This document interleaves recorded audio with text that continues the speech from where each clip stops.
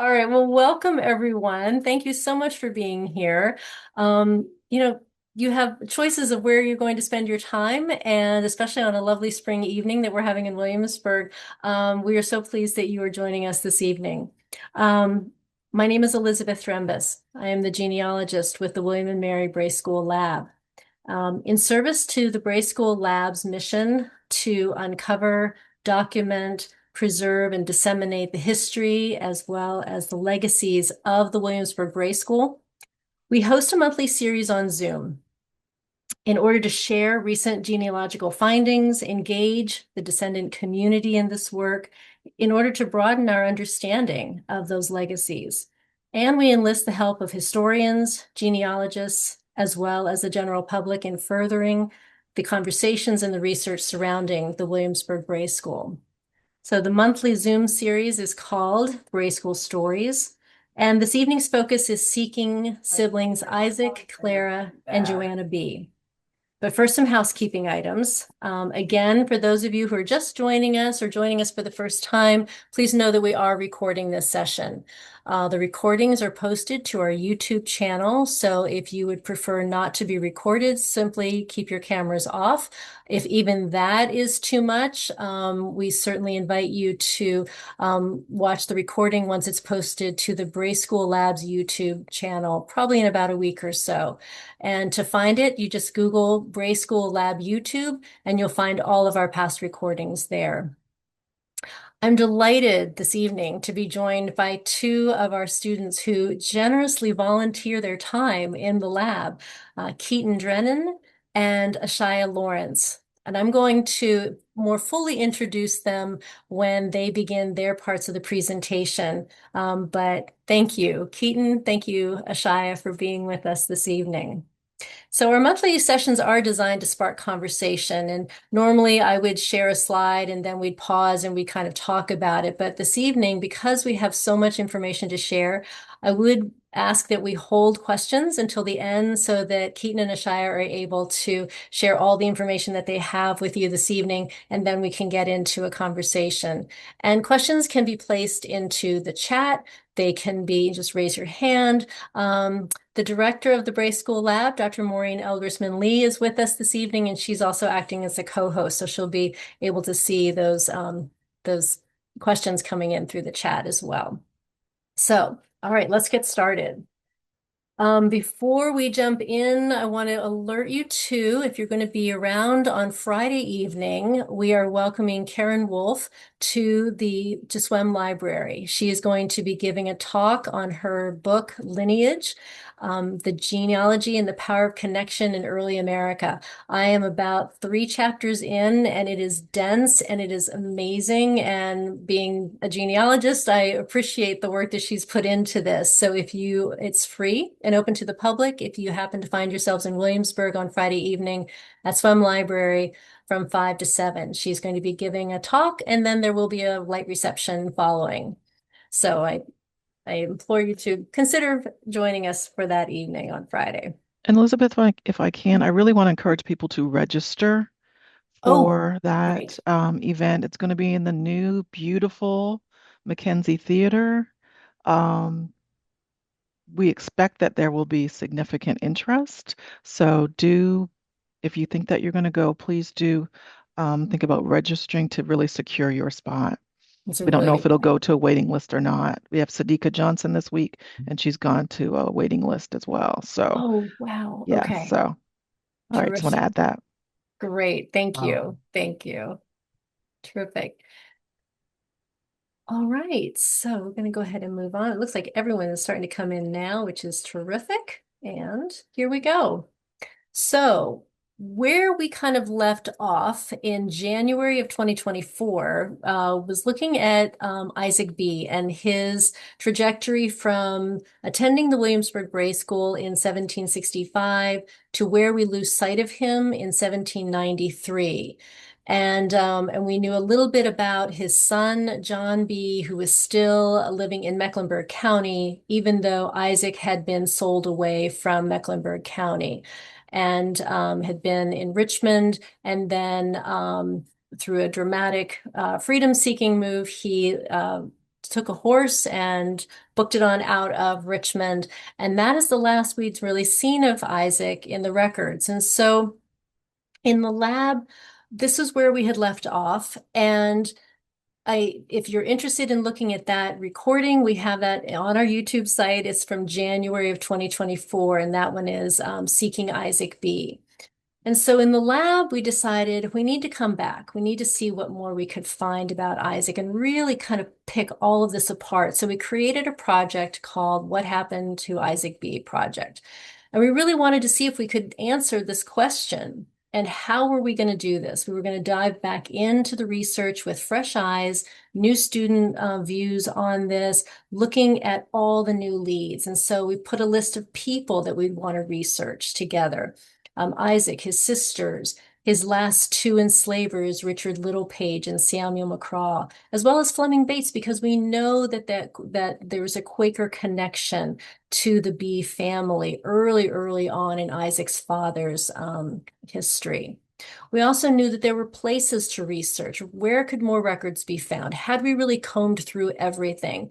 So we knew that Isaac had been in the city of Richmond. He was in Hanover County and Goochland County. Those were where the two enslavers had been. We also had this Northumberland County connection, and Ashiya is really going to touch on that. But there was a reason why we kind of looked at Northumberland County, because we were seeing in Paul Heinig's work that there was a free family of color with the surname Bee. Could they be related, or did they just happen to have the same last name? So we really wanted to look more broadly at this. And so Keaton took on one part, Ashiya took another part. We had another student also looking at some other pieces. And we were able to bring Keaton and Ashiya together this evening to really talk about their findings. So to catch us up, Isaac attended the Williamsburg Bray School in 1765. His name and his sister's name, Johanna, are on the list from 1765. The transcriptions of the lists, as well as the transcriptions of the other correspondence between the Bray Associates in London and the trustee, Robert Carter Nicholas, here in Williamsburg, has all been transcribed and is available on our website.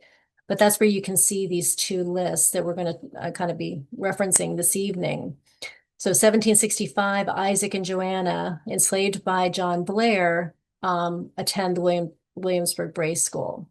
3 years later, in 1769, it's Johanna's joined by her sister Clara Bee.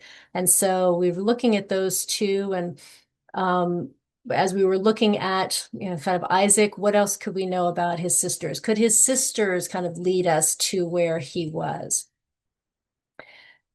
When we're doing this work, especially when we're looking at enslaved people and trying to find them in the records, it's imperative to also understand the white family, the enslaving family. And so we know that Isaac and Johanna and Clara were enslaved by John Blair Sr. So knowing John Blair Sr.'s family lineage, we're able to trace where the children would have gone next after John Blair Sr. passed away. We know that Isaac Bee ends up in Lewis Burrell's plantation in Mecklenburg County.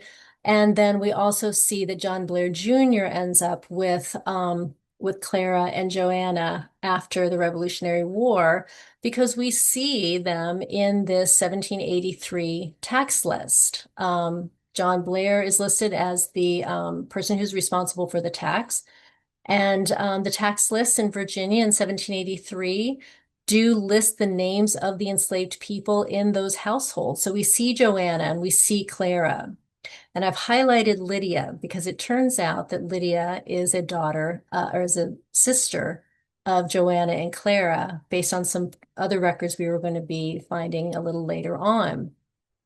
And so even though they're not carrying the Bee name, we were able to follow the connections between the Blair family and these sisters in the records. And so what does this look like in the lab? So way back in 2023, Professor Julie Richter, Nicole Brown, our graduate assistant, and I sat down and we went through everything that Julie had researched. And she shared with us her notes on the Bee family.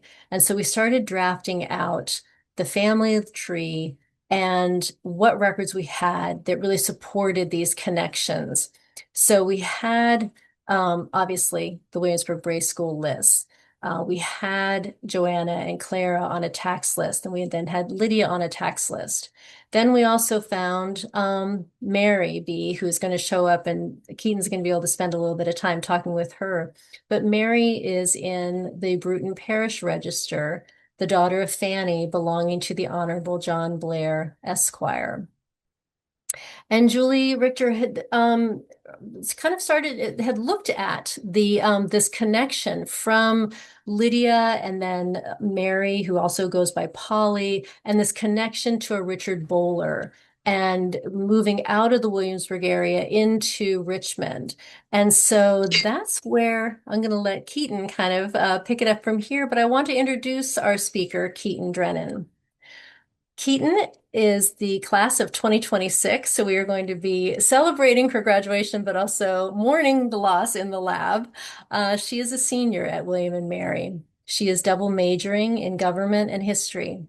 She has previous genealogy research experience during which she traced the descendants of individuals enslaved at Minokan in the 19th century.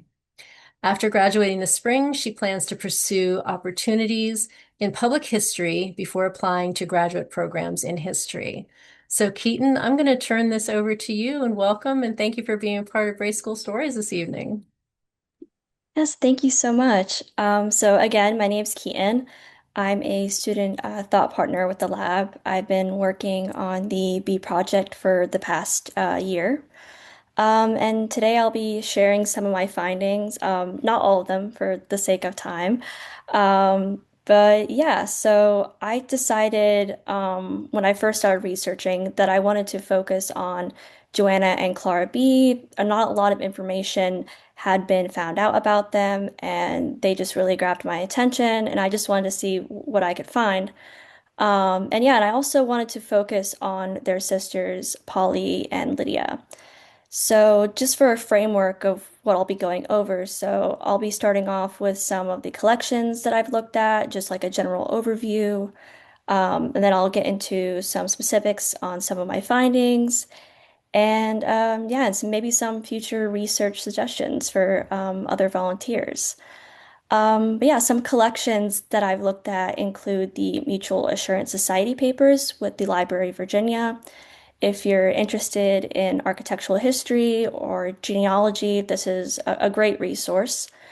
And I've also looked at some registers from Virginia Untold, newspaper articles with newspapers.com and Virginia Chronicle, personal property tax list, and marriage bonds with ancestry.com and Family Search. And I've included a Mutual Assurance Society paper here so you can see what they sort of look like. And as you can see, Lydia B is listed as an occupant on this paper, which was part of a significant breakthrough. Yeah, going on to the next slide. Yeah, so my research process began with transcribing the personal property tax list for Williamsburg from 1783 to 1786. I did this just to have like a good cross-reference and to see if anything, had been missed. And after a few months of doing that, unfortunately, there were no new results. And I decided that I needed to take a break and just shift my focus. So one day I just decided to do a general search through the Library of Virginia. And I just typed in the surname B and I came across an index record for both Lydia and Polly B. And this took me to a collection with the library, the Mutual Assurance Society papers. So the collection is a series of policies and valuations for buildings under the society between 1796 and 1867 for buildings in both Richmond and Henrico counties.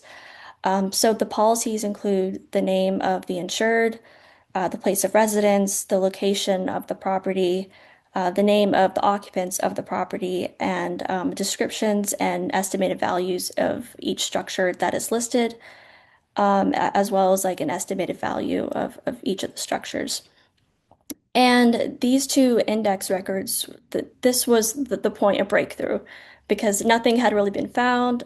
There was one record that had placed Lydia and Polly in Richmond City in 1802. It was an emancipation record, but nothing had been found between 1786 or 1802 and after that. But looking into these indexes, I found that in 1798, Lydia had lived in Richmond City at a property owned by a man named Joseph Gallego, who was a Spanish merchant living in the city at the time. And the documents are really difficult to transcribe because the writing is either faded or it's just pretty much indiscernible, but the occupant names, luckily, I was able to read them. But I also found another index for 1800, and both Lydia and Polly were listed together at one of Galago's properties as well. And I figured, well, I found these two index records, so I decided to see what else I could find. And I found Polly B again, and she was listed with her children in other records. So the names of her children are Miller B. Buller, William B. Buller, and Elizabeth B. Buller. And they're listed as the heirs of Richard Buller. So this kind of confirmed what Professor Richter had found previously, this Buller family connection. And yeah, so the policies that I found ranged from 1798 to 1829. So they span decades. So again, this was really a significant find. And I decided to move on from there and see what else I could find out about Polly's children and Lydia as well.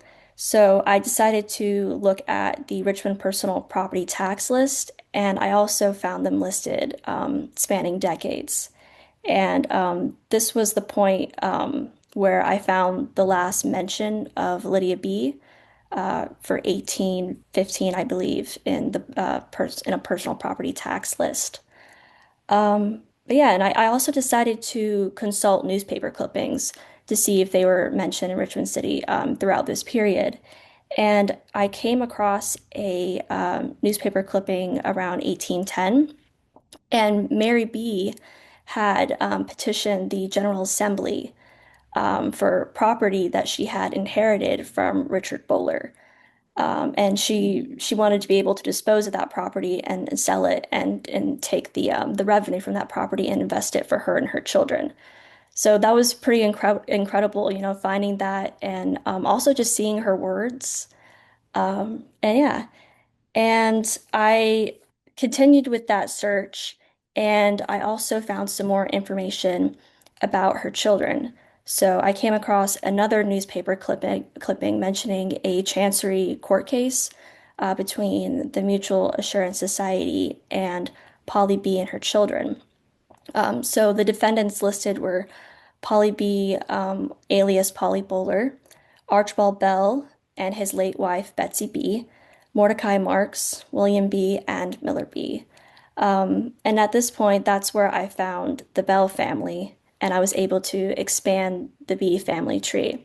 So Polly's daughter, Elizabeth B, had married a man named Archibald Bell, and she was deceased at this point. Yeah, so at this point, I did hit a little bit of a brick wall. And I decided just to shift back to some Virginia Untold collections, and I came across a free certificate for a woman named Polly Boulder in Petersburg. And I hadn't really focused on Petersburg before, so I decided to expand my scope a bit. And the certificate stated that she was the daughter of a man named Mr. Graham Bell. So, based on another newspaper clipping I had found, Archibald Bell was named as the executor of a Mr. Graham Bell who had passed away. So I figured this may be the same Graham Bell, and these two people are connected. So I decided to expand my research scope to Petersburg, and I looked through some registers there, and I found the Bell family. So naturally, Graham Bell Sr., Mary Bell, Margaret Bell Bowler, Caroline Bell, Fanny Brewster, Archibald Bell, Beverly Bell, Graham Bell Jr., Kidder Bell, Celia Bell, and Peyton Bell. So a very large family. And I had my suspicions, so I began to suspect that Margaret Bell Bowler and Polly Bell Bowler were married to the two sons of Polly, so William and Miller. Um, and I decided to see if I could find a will for Graham Bell Sr. in Petersburg, and amazingly enough, I did. And it confirmed that connection. So he names his sons-in-law as Thomas Brewster, so Fanny's husband, and William Bowler. And I wanted even more confirmation. So I looked through some marriage bonds and licenses in Petersburg, and I confirmed the marriage of Miller B. Bowler and Margaret Bell in 1822, and the marriage of William B. Bowler and Mary Polly Bell in 1813. So the two families are very much connected. Yeah, so going on to the next slide. Yeah, so I found um, an amazing amount of information. Unfortunately, I can't get into all of it, but I kind of wanted to to provide some context, go beyond the records and just see what's unfolding during Polly's lifetime and her children's lifetimes in Richmond City. So after 1802, when Polly and Lydia are freed, they are part of a growing free population in the city. Um, and at this time, the white population in the city, they're growing very anxious because the free population is expanding. We have the revolution in Haiti, Gabriel's rebellion in 1800, and so there are efforts to really to control the expansion of that population, as we see with the Virginia Manumission Law in 1806, and then also with some efforts under the American Colonization Society to relocate the free population in the United States. Um, and yeah, so I think it's pretty incredible that during this time of tension that Mary B was able to petition the General Assembly and to gain property rights. So yeah, just thinking beyond the records and trying to understand the context in which she lived. But yeah, going on to the next slide. I have a condensed timeline here for some of my findings. I couldn't include everything, but based on the research mainly from the past semester, the scope has expanded from 1769 to 1834, with the last mention of one of Polly B's children in Richmond City, Miller Bowler. So, yeah, thank you very much.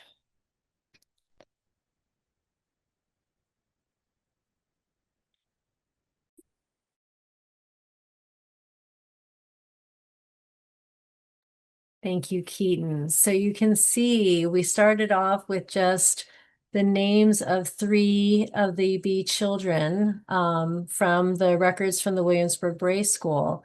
And between the research that had been previously done by Professor Julie Richter and now expanded by Keaton, this is now this expanded family tree that we have. So we've gone from, we've added a generation here. We want to be able to then start building this out a little bit. So Keaton has left us with some breadcrumbs of where to go next, looking at Archibald Bell, who married Elizabeth Bowler, Miller B, or Miller Bowler, who married Margaret Bell, as well as William, who married Mary or Polly Bell. And so those will be the next steps as we trace this out. And how do we know that these are the same family members? It's interesting because we see in the record that Mary B, correct me if I'm wrong, Keaton, Mary or Polly B frees her niece, Sally Carter, in one record. Yes, that's correct. And then we also see Lydia and Polly gaining their freedom from a James Miller. I believe Keaton mentioned James Miller. He was a merchant in London. And in in the manumission papers, he mentions having purchased them from John Blair. So that's how we're able to know that it's actually the same people. And so Keaton, great work. And those Mutual Assurance Society papers, for those of you who may have interest in researching Richmond, may have descendant connections with the city of Richmond, they are searchable, they are indexed, they are online, available from the Library of Virginia, and they have a wealth of information. We looked at, and they had drawings. I mean, these were basically property insurance papers. And so they would have a drawing. We were able to pinpoint, you were able to map exactly where they were living in the city of Richmond during each of these time periods. And so it was just fascinating to think that we could actually put them at a particular place, knowing that they were at the Bray School, and now we've got them, we were able to locate them in Richmond. So thank you, Keaton, for all your work. And I'm sure people are going to have some questions, but we're going to hold those to the end because I want to make sure that we also get to turn our attention to Ashiya's work. And so we mentioned Northumberland County, and Paul Heinig has a free website of free African Americans in Virginia, South Carolina, Virginia, North Carolina. I think it's expanded to Delaware and Maryland now. But we were seeing this other Bee family. And were they other family, or were they connected somehow? And so Ashiya took on the task of trying to pull this apart. So let me go ahead and introduce Ashiya. Um, Ashiya Lawrence is a junior from Virginia Beach. She is a psychology major and a linguistics minor and plans to pursue a PhD in cognitive linguistics in order to become a children's speech pathologist. And at the Bray School Lab, her role is to find the connection between a family with the last name Bee living in Northumberland County to the historical Bee family of Williamsburg and Richmond. Prior to her work on the Isaac Bee project, Ashiya worked with Tanya Meredith, our oral historian, and she was interviewing descendant community members as part of her internship last summer with the Cultural Heritage Immersion Program. So Ashiya, welcome. Thank you for your work, and I'm going to turn the presentation over to you. Hi, can everyone hear me? Yes. You can, okay, great. If it echoes, I'm in an empty room. I'm very sorry. Okay, can you turn to the next slide? All right. So I want to emphasize that Williamsburg, Richmond, and Northumberland County are very close to each other. So a lot of the research that we're doing is not like, you know, families that are worlds apart. So there's like a possibility for them to be uh, a bit disconnected, or there's a possibility that these are completely different, separate people. But more specifically, that this is records that we find of like people with the last name of B who live within a 100-mile radius of each other. So for instance, it's 108 miles from Williamsburg to Northumberland County and 76 miles to Northumberland County to Richmond. So like by just a day's walk, a day or two's walk, if you I guess you don't rest, it takes it doesn't really take that long to go from one place to another than say from here to California.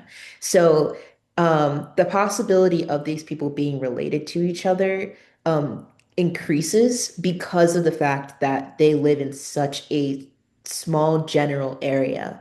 Um, so one thing I like to consider when I think about and how I like compartmentalize my research is like using the last name B as like a play on words. So because they're bees. So how I interpret everything is these are just a collection of a bunch of bees, and you have to pick apart which bee is the right bee and which bee is, may be related and may not be related.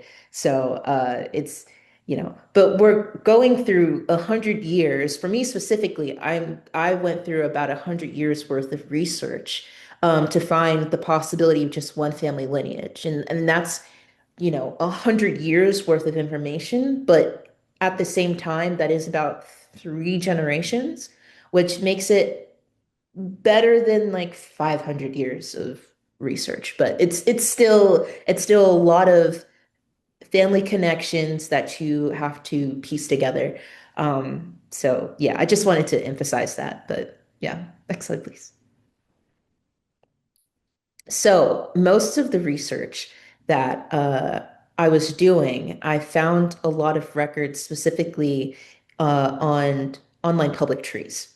So a lot of those online public trees are from actual proper like record places like the Richmond Archives, the Virginia State Archives, Northumberland County Archives, Williamsburg Archives. So these are records that have been put on Ancestry.com and Family Search and several other online public trees that people have uploaded online in order to, I guess, put that out there so that they can have that for themselves and also for that uh, if anyone else is related to them, they can look for them. And it's helpful for us because we can also see it.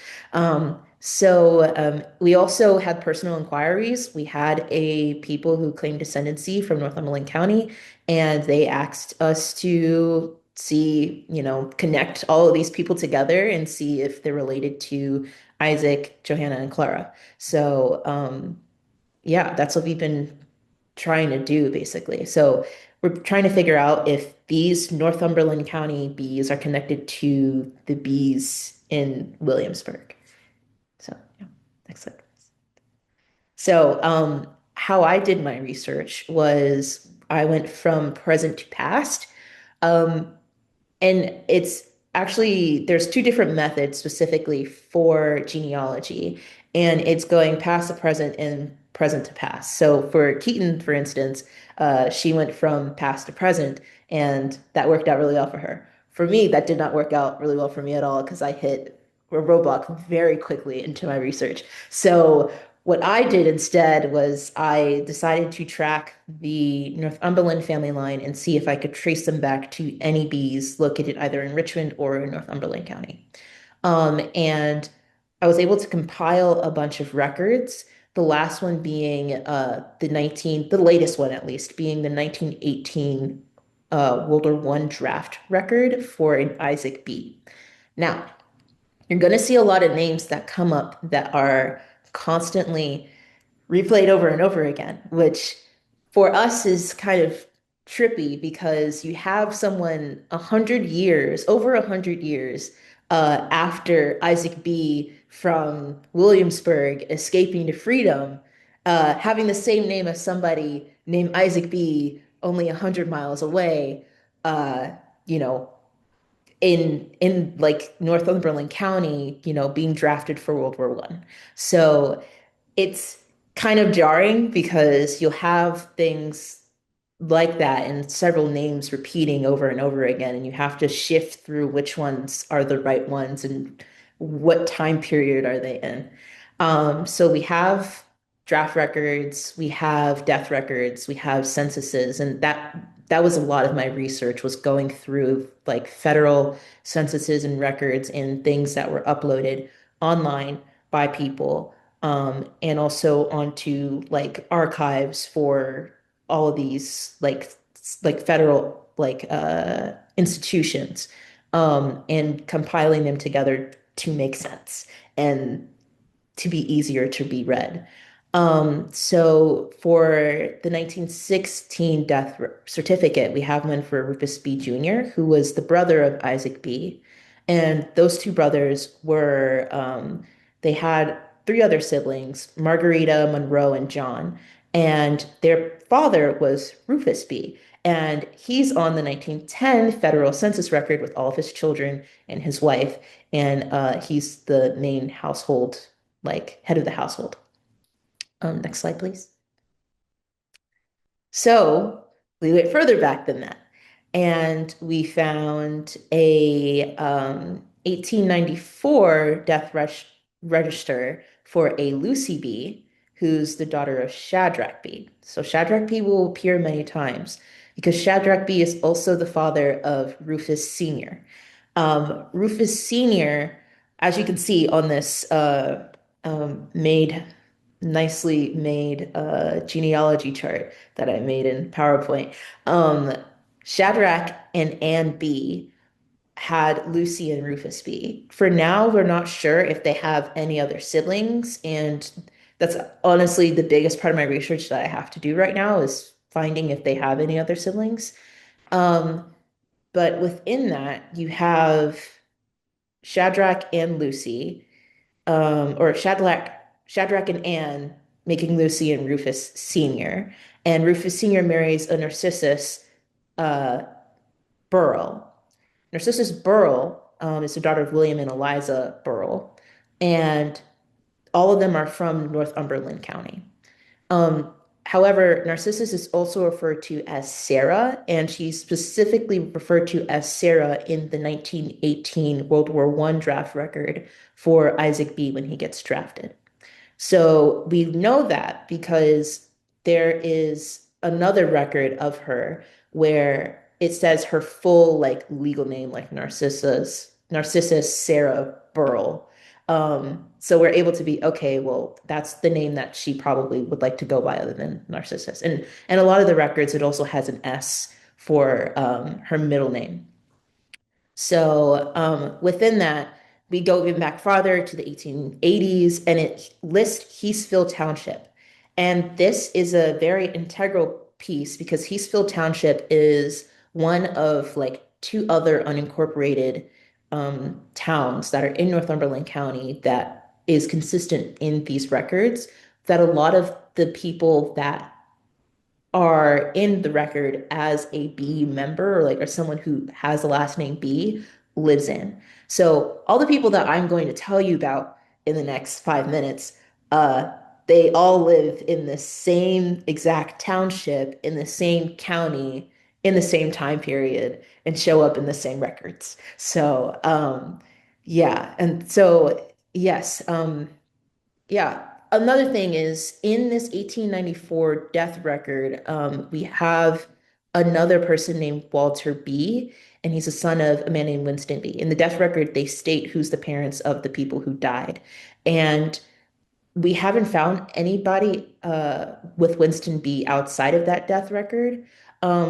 We're still trying to look for it and figure out if he's related to them in any way and if Walter is related to them in any way. But what's interesting is that Lucy and Walter died in the same month in the same area and were both discovered dead and registered dead by an Octavius bee. So he will also come back later. Now on to the next slide. So this is something that I like to call the hive problem because of the fact that there are way too many people with the last name B living in the same area. So we have an 1830 and an 1840 census, since like federal censuses, uh, where there is Shadrach B once again, Gabriel B, an Armistead B, and a Molly B for the 1830 census. And then in the 1840 census, there is some overlap in names with a Hiram B, a Shadrach B, a Gabriel B, a Betsy B, and a William B. So we're trying to figure out, are these people related? Because they're listed as separate households.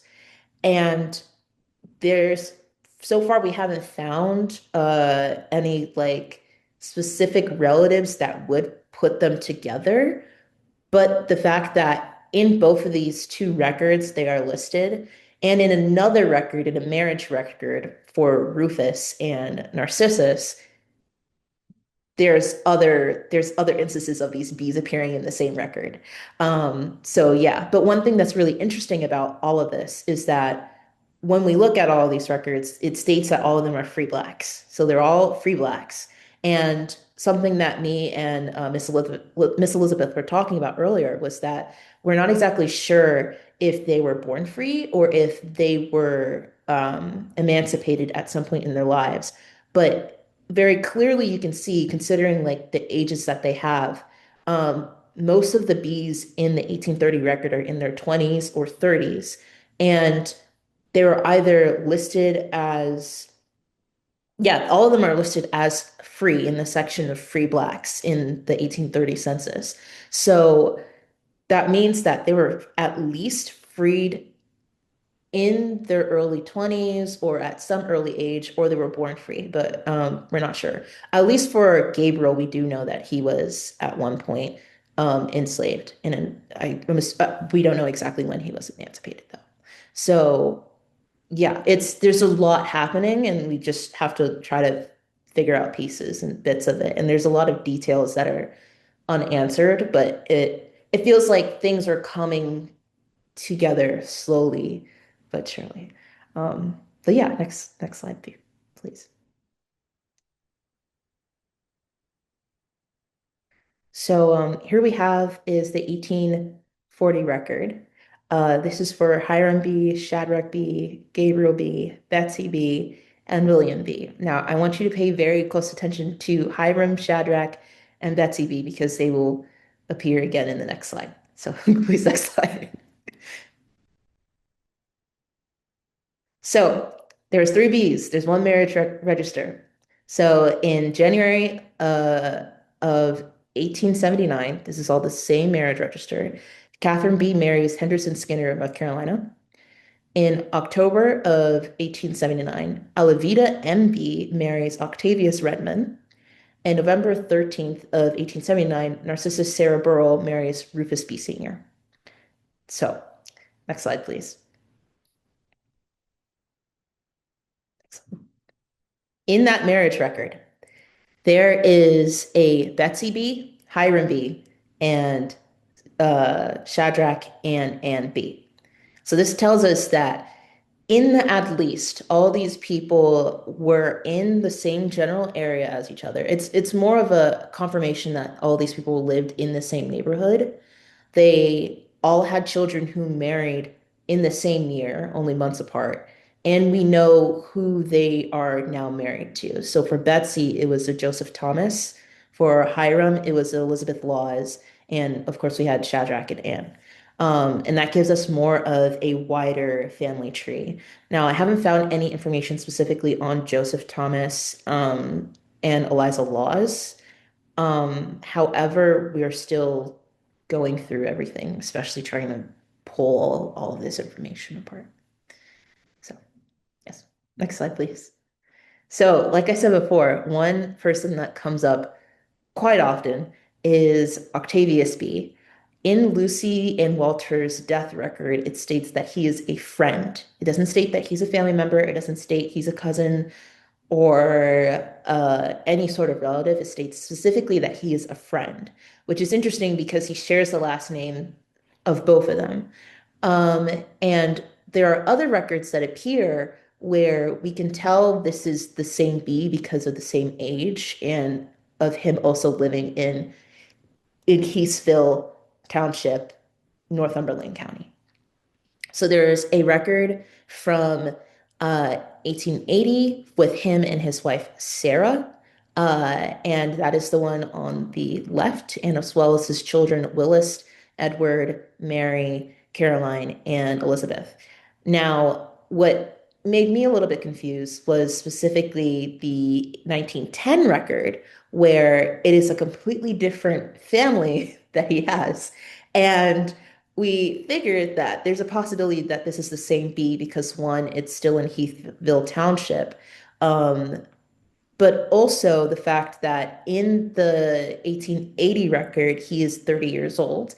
And in the 1910 record, he is 64. And that more or less, if you give it maybe 2 to 3 years, aligns up with the age that he would be in 1910. He would be 64 years old in 1910. It also says in this 1910 census that this is his second marriage, as well as his wife Julia A's second marriage. So we're making the assumption that Sarah either may have died or possibly divorced. I'm not exactly sure if that was a thing back then, but there's a possibility that happened. Their children grew up and they lived out of the house. Their youngest daughter would have been at least 34 at that point. So there's a possibility he remarried, and he married to Julia, and Julia brought her children from her previous marriage over to his house.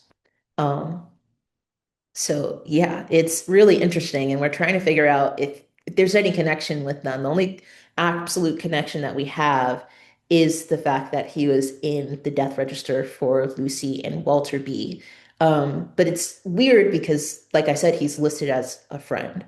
Um, so yeah, it's a lot of complicated things. And please go to my next slide because history is very complicated. And because of that, we have to, for me, it was like trying to unravel a really, really wrapped ball and trying to figure out who's connected to who and how are we connected to this. And there's still a lot of information that we're doing and trying to figure out and putting together the pieces of these people as relatives and if there is any possible connection with them to Williamsburg. So yeah, but it's really important to still document these stories and to still compile this information, especially for this family that asked us to do so, because they want to know about their history and they want to know about their story. And this is a great way to continue the effort of bringing more voices of people of the past to light. So, yeah. Thank you, Ashiya. Thank you. So, folks, that's where we are right now, and we're coming to the end of the semester. So, luckily, Keaton and Ashiya have left us, like I mentioned, some breadcrumbs, and hopefully, Ashiya, you're going to come back next year, and um, and we will keep going with this. But I'm sure it looks like from the chat that there might be some questions. I can, if people want to go back to certain slides, I'm happy to do that. But happy to take happy to hear questions, comments. Perhaps you have family connections to the Bees or the Bowlers or the Bells or Northumberland County. We would be happy to have some suggestions on what you saw and what might be resonating with you. So, anybody want to go first? Elizabeth, we do have in the chat a Okay. question. And the question is, was the term friend, in quotation marks, the term friend, um, chat just moved on me, ever used to refer to Quakers in census records? Wow, that's a really good question. I don't know. I'm going to look into that. I don't know because that I don't know. So friend normally I've seen it as friend of the family, but because we know there is a Quaker connection with the early B generations, um, I'm going to look into that. Thank you for that suggestion. I will take that under advisement. Yes. So anybody else want to weigh in on that? And so I also I see there's a question from Mary Frances Lowe. I'm joining for the first time, so apologize for this question. No apology necessary. Do we know from whom Isaac B. got his last name? We know that Isaac B. and Clara and Joanna's father was a free man of color. His name was John Inscoe B. So they are carrying the surname of their father. That's where they get that. Sometimes he is referred to as John Inscoe. Sometimes it's Inscoe B in the record. But for the children, we pretty much always see them with the B surname. I don't believe I've seen the Bray School scholars with the Inscoe name. And Keaton, when you found Lydia and Polly, did you ever come across them with the Inscoe surname? No, just the B surname. Okay. Okay. Oh, and Miss Trenko, you have your hand raised. Please, I'm gonna actually, if everybody's okay, I'm gonna go ahead and stop sharing so we can all kind of see each other, if that's okay. You go ahead and stop sharing. There we go. Okay. Yes, please ask your question.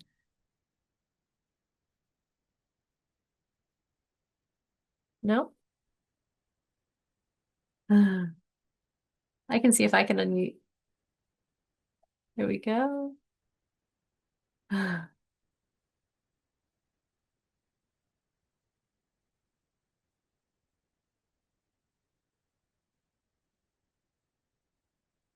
There we go. So are we looking at these children in the Williamsburg connection through John Blair, even though they've moved around to Richmond and through Mecklenburg and all that, do any of them ever come back to this area? Descendants of this community, is there any connection that brings them back here? I haven't seen that yet. Okay. I haven't seen that yet. We've only gotten it traced out as far as, well, with Keaton's information back into 1834. So if they did kind of make a circle and loop back in, we had not closed the loop on that yet. For the Okay. Northumberland Bee family, we've not seen a connection yet to Williamsburg. We've Mm-hmm. seen the Northumberland Bees possibly in a Richmond record, so Okay. there might be that connection there. Yeah, We get lots of questions because of where we work and because of the Bray School. They certainly. want to know the connection, of these children that are listed. Yeah. Can we trace them, any descendants back to the community?